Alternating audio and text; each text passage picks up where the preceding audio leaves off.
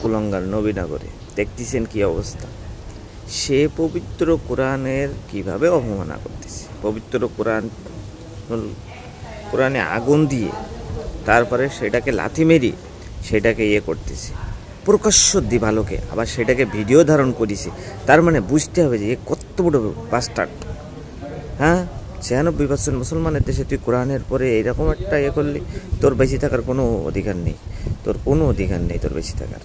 এর দ্রুত আইনের শাস্তি দিয়ে এর ফাঁসি দিয়ে দিক, তাহলে এরকম কাজ থেকে সবাই বিরত থাকবে, যাতে এরকম কাজ আর না করে।